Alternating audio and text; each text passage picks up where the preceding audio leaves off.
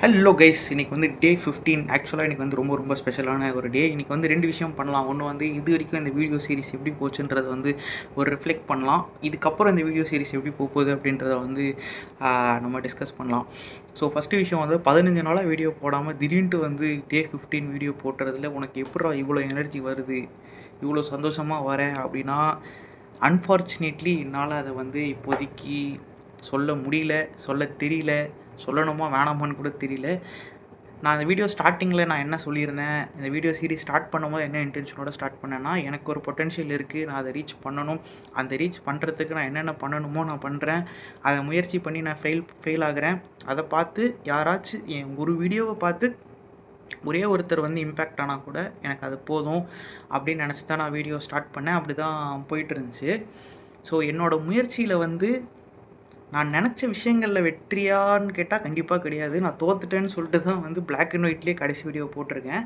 But என்னோடய முயற்சியில் வந்து ஒரு வெற்றி இருக்குது. அதாவது நான் பெட்டராக ஒரு விஷயத்த ட்ரை பண்ணியிருக்கேன். அதுதான் ஹோல் பாயிண்ட்டு. சக்ஸஸ் ஆகிறத விட நேற்று ஒரு விஷயத்தை ட்ரை பண்ணதோட பெட்டராக ஒரு விஷயம் ட்ரை பண்ணது.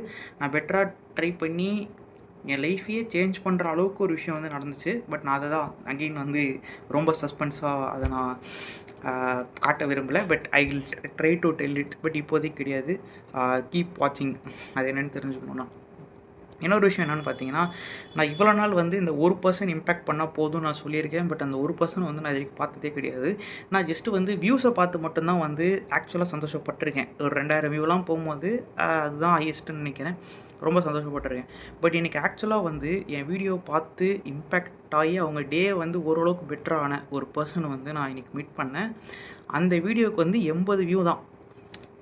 ஸோ அது வியூ வந்து மேட்டரே கிடையாது அந்த இடத்துல. அந்த ஒரு பர்சனோட ரியாக்ஷனும் ரெஸ்பான்ஸுமே வந்து நமக்கு அவ்வளோ ஒரு என்ன சொல்கிறது, அவ்வளோ ஒரு மோட்டிவேஷனாக இருந்துச்சு. செம்ம ஹாப்பியாக இருந்துச்சு. அது ஒரு புது ஃபீலிங் தான் எனக்கு. நான் இது வரைக்கும் எக்ஸ்பீரியன்ஸ் பண்ணாத மாதிரி ஒரு ஃபீலிங்காக தான் அது இருந்துச்சு. ஸோ அதனால் இந்த வீடியோ வந்து கண்டினியூ பண்ண போகிறோம்.